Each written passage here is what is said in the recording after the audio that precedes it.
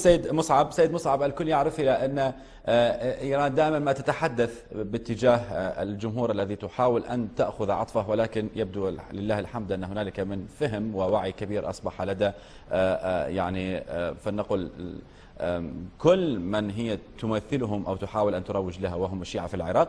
وأيضا يعني مرجعية السيد الصرخي كانت تتحدث عن فهم والوعي، وعرفت من يعني كل الذين يفهمون ووعوا هذا الموضوع توجهوا بمدرسة السيد الصرخي، طبعا باحتفاظ المدارس الأخرى. لكن سؤال تحديدا هنا، يعني لماذا لم تكن أيضا مرجعية السيد الصرخي جزء من المرجعيات التي كانت مثلا تتحدث عن الحشد الشعبي، كانت تتحدث مثلا عن إنهاء الوجود الإيراني في العراق، كانت تتحدث، أقصد بذلك ليس تتحدث فقط حديث، لكن يعني تحشيد أفعال يمكن أن تأتي ثمارها على الأرض. بالتأكيد أن كل ما تعرض له أتباع مرجعية السيد الصرخي العراق العربي كان بسبب رفضه لفتاوى الاقتتال والاحتراب الطائفي التي تقع بين أبناء الشعب الواحد. في الواقع أن إيران تفكيرها يسوده الغباء، لأنها وقعت في فخ أمريكا، حيث أن أمريكا أوقعتها في حرب استنزاف لا يعلم متى تنتهي وكيف ستنتهي.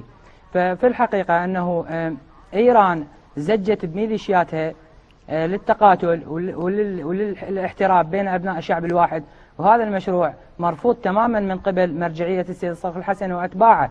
وهذا السبب الرئيسي والأساسي اللي يضاف إلى رفض الاحتلال مسبقا، الاحتلال الأمريكي أقصد، وكذلك رفض الاحتلال الإيراني الحالي للعراق وشعب العراق، هو السبب المباشر والرئيسي اللي أدى إلى أن تحرك إيران أدواتها وميليشياتها لضرب هذه المرجعية وأتباع هذه المرجعية.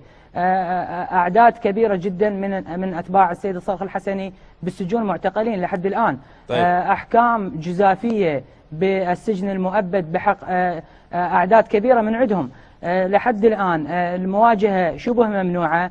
القرارات التمييزية، الطعون التمييزية لحد الآن القرارات التمييزية ما صدرت، رغم أنه مرور أكثر من 6 أشهر على صدور القرار. طيب. من شهر 11 عام 2014 ولحد الآن. وكذلك كل جرائم الإخفاء القسري، تعذيب رهيب للمعتقلين. أي شخص يعتقل من أتباع هذه المرجعية يتم تعذيبه وتوجيه التهم جزافا إليه، وبالتالي حكمه حكم تعسفي. هذه الأمور كلها تخلي باب القضاء العراقي مسدود اتجاهنا، لأن واقعا القضاء العراقي مسيس وقد ارتمى في أحضان السياسة، وبالتالي فإنه يصب في مصلحة إيران، وما يقدر أي قاضي حاليا بالعراق أن يصدر حكم يخالف أو ما يتناسب مع أهواء ومزاجات الأحزاب السياسية الحاكمة والمتسلطة.